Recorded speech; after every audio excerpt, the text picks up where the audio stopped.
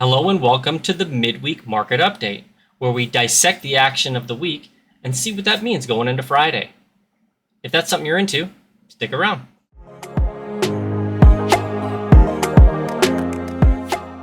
All right, happy hump day, everyone. Nothing really exciting happening on the news front. I guess, Elon Musk is just tweeting a lot about this bill that kind of negates a lot of the work he did with Doge, which got him so much flack with a lot of the population. Yeah, he's starting to tweet, kill the bill. The bill has a lot of pork fat, stuff like that. I mean, so midweek, just kind of a nothing burger. No real news happening. Getting some decent moves in the market, like things like CoreWeave continue to go higher, drone stocks continue to go higher, and some uranium stocks continue to go higher. But yeah, I mean, news is kind of non-existent at the moment. Donald Trump's not really tweeting, so nothing to talk about there. So let's move on and check out what the Market Monitor has to say. The Market Monitor is a collection of data that I've taken over time. That, combined with established strategies by William O'Neill, Richard Wyckoff, and Stan Weinstein, I could use it to peer into the market to see where we're at in the cycle and where we could be going. I'm going to use this data to cross-reference the averages. So if this data is above average or below average, that should tell us something about where we're going and where we've been. By knowing that, we could set an expectation, and if that expectation is met or not met, we can make decisions based on that. And that's why the Market Monitor is a crucial part of my investing process. And I hope you guys can get a lot out of this segment. And if you want to know how the Market Monitor works, I'll link a video in the description below. It explains everything. Cheers. All right, so yeah, we are currently day 10 yellow with 4 distribution days. I was looking at today, and we kind of ended flat on the day, like down 0.01%. With a lot of stuff going on under the hood, I was going to mark it as a stall day, which would bring us to 5 distribution days. But that just remains to be seen. I just put it as we're still at 4 distribution days and kind of 1-ish stall day. We'll see what happens, going the rest of the week. But yeah, kind of a nothing burger going on. This yellow cycle. I think on my previous video I said 1.6, but I was counting it from the low of the first day of yellow, which would we would rally from that day like 2%. It was a good yellow, but if you count like that move on the yellow, we're actually only up like 0.5%. So yeah, I mean, average move in a yellow cycle is about negative 0.3%. So we're just about average. We're approaching, a lot of days here above average. So something's going to happen here. I'm still on the kind of bearish side where, we should get a couple more days because some things are coming into the market that are pointing towards a decline coming soon. Yeah, so let's move on to some of the finer details in the Market Monitor. And so what we see here is, there's 56 stocks that have moved 20% or more in 5 days.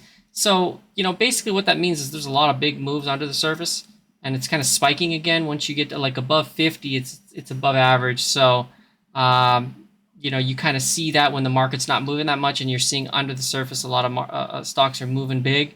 It's getting towards the end of a trend.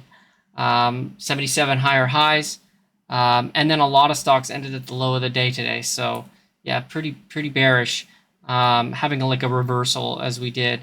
So moving onwards, 27 stocks moving 5% or more on $100 million volume. The last couple days have been some decent moves, and the short-term momentum is actually picking up here. And we typically see pullbacks once this thing gets above like 100, 150. It just seems a little tired. So watching that, the TD buy is setting up. So I think this next pullback will be the buying opportunity, or at least to change some things around in the portfolio. We did add one new position and the Japanese yen, and that's working out pretty well. But nothing else really. We're debating doing another position in Boston Beer, doing it a little bit differently than we're doing it right now with just the shares, but we'll figure that out later. And the anxiety index is still at 24K. So nothing there. Yeah, I mean, kind of a nothing burger midweek report here. So let's kind of move on to the portfolio and see what's going on there. For those of you who don't know, I've been an investor for over 10 years and a full-time swing trader for the last 5. In August of 2024, I welcomed my first child into the world. To build his financial foundation, I funded a $100,000 account for him, which I'm growing using a personalized 60-40 portfolio approach. This channel will document that journey. My goal is to create educational content so that one day my son can learn how I grew his account and apply it himself one day. To follow the portfolio's every move, check the link in the description below. I attach it to a website that tracks every trade. Drop your questions or thoughts in the comments. I'd love to hear from you guys along the way. Cheers.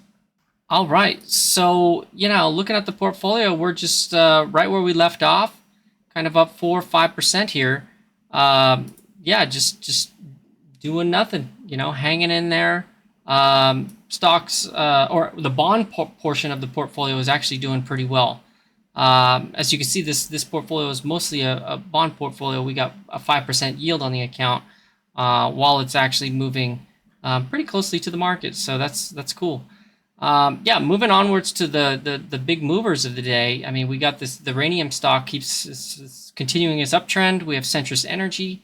A lot of the gold and silver stocks are doing really well. This AG is really nice. I'll go over that in the TA section of the video.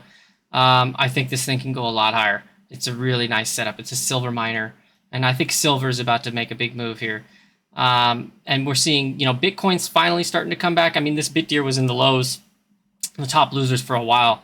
And then the Chinese stuff is starting to come back. We have a nice move in BABA today, so that's good, and Celsius as well. Moving on to the losers. So with Elon Musk like tweeting, like he's the guy tweeting now instead of Trump. So Tesla's just going down. I mean, we had a big move on Tesla, and so it's kind of due for a little pullback here. We were waiting on this apps to release earnings, and like the earnings days have been like totally wrong on every website. It's like the June 2nd, now then June 3rd, now it's June 4th, now they announced it June 12th. So we're gonna wait on that one. It's supposed to be a big move, like either 60% or 20% down. Like it's a big mover, this one. The Brazilian stocks, they caught a bid in the morning, but then they kind of pulled back here. Still bullish on them. It's all good. They're just doing their thing. It's in an uptrend. It's all good. And then Moderna is kind of pulling back again. I'll show this one later in the TA section as well. This one's, I think it's ready to go. It's ready to make a move. And then, just wanted to show you guys like this cool part about this website. This week was really good for us because we got all of our dividends at the beginning of the month and the end of last month. So, just a lot of nice dividends coming into the account. So let's move on to the TA section of the video and go from there. All right, so what you're looking at here is the Russell 3000, the IWV, and this is what I track in the Market Monitor. As you can see, I modeled out over here. I can actually move this up just a tad. This kind of stage analysis is what the averages were. So, and actually, I should move this up just a teensy-weensy bit. Yeah, like right here and right there, because I think I had done this a little bit interesting. So this is kind of what we're modeling out here in the waves. So let's actually move this right there, and that's still kind of the dip buy opportunity. And of course, there's standard deviations involved in this, but this is kind of what we're looking at. We got a decent move here. This was an accurate kind of prediction or just cycle analysis here. So we're kind of expecting it to start declining here. It should be going into the red section, which we should get a nice little pullback. Maybe even like just to the yearly moving average here is kind of what we're expecting. Going into June. yeah, summer months, people are away from the desks, and yeah, perhaps like the buying seems like it's kind of drying up. So that's as far as the market. So one thing I wanted to show you guys here is this LEU. We made a video on it. This thing is just doing great stuff. Okay, it just keeps going higher. Oh, here, let me just move this back. So we did sell some calls on this thing at 150 for July. So we're kind of calling a top here. Just think it's made a nice move here, and it's gonna just go sideways. This one's actually acting a lot better than say Oklo and actually even SMR. They're already starting to pull back, and as you can see, the calls I sold here on this one. But LEU is just the strongest one.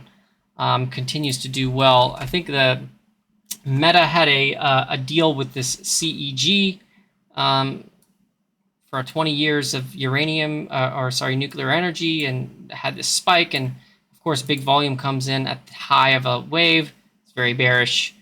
Yeah, but we're in the one uranium stock that's not going down. It just keeps going up. So, I mean, this stock has everything going for it in terms of like the attributes to be a massive winner. There's only 12 million float. Okay, it's a $2 billion stock. I mean, this just has the earnings and revenue stuff looks great. The setup looks great. And if you go to the monthly, I mean, it just looks insane. So, I mean, this thing has all the attributes to be a monster winner. And we're going to keep adjusting the calls, but I mean, this thing is just getting started off this base here. So, yeah, we're riding this thing. Nice stock here. What else did I want to bring up? Yeah, this AG. This is another interesting one because let me show you guys the weekly picture here. I mean, if you look at the weekly picture on this AG, I mean, this thing's been basing for like 2.5 years, and look at all this volume coming in on the right side of the chart. And if we break above this level here where all this volume is, that's pretty massive here. Okay, silver miner. And when these silver miners go, they make massive moves. Like, look at this. Back in 2016, this thing. So I'm just thinking, if this thing gets above this thing, I mean, we could be talking $25, minimum. Maybe this thing goes to new highs. And if this thing gets above highs, it could be going to 50. This stock has everything going for it to be a monster. This AG. I mean, we're in it. We have a decent sized position, like 1.5%, but we might add to it on pullbacks because we have more in CDE, which is this silver miner. I mean, this is a bit stronger. It's just been going up the whole time. So, I mean, this one's nice, but this one's a little bit more explosive. Yeah, we also have PAAS. I mean, I don't know. Maybe I get out of this PAAS and just have 2 silver plays, but that's just something I'm watching. I mean, because this thing looks great as well. So, I mean, they all look pretty good. But AG is definitely the one that has the volume coming in, which it could really explode to the upside because it's kind of the worst one. And the worst ones always like explode the most. I mean, fundamentally the worst one. So, yeah, so watching that. Let's see. KWeb here. Yeah, it's starting to get a bid here. I mean, this is nice. It's above the quarterly moving average again with some volume coming in here. And we saw someone come in here with Baidu because I was buying saying that this candle is pretty bullish because we didn't do anything after that candle. So I saw someone came in like January expiration with 2,000, like a synthetic position, like $17 million position in this thing long. Using some synthetic options, right? They bought the 100 calls and they sold the like I think 70 puts or something like that. Nice synthetic position. It was no cash out front, and they got $17 million position. Yeah, just a synthetic position. So I mean, if this thing can get going as well, this has all the hallmarks. I mean, the quarterly and the yearly moving average are really tight. So we could be seeing a big move there. What else? I mean, I'll just talk about one more stock here. Let me see. This isn't in the account, but I mean, it's It's looking pretty nice. Let's see here. Let's go to yeah, maybe I'll talk about Celsius. Okay. So Celsius, we've been in this thing for a long time. We got in kind of down here. We got really lucky on it. And this thing is just about to cross into a stage, 2 uptrend, which I think is going to fail because this moving average is going down. So it's going to go up and then it's going to come back down here. Interesting thing about this stock was like during the whole April, blow up of the market, this thing did nothing. So I thought it was a buyout, to be honest. There's a lot of activity at the $40 calls, but yeah, I guess it's starting to move again. Yeah, we have sold these calls out to this date, so we're gonna have to figure out what we're doing there, and we also have these ones sold. But this thing is all the hallmarks, of a nice move. Like same thing with the Brazilian stocks. So once it crosses, then we get some nice trending action. So we'll have to see. But yeah, other than that, that's all she wrote on the midweek market report. I hope you guys have a great day, and we'll see you on the weekly market report. Cheers.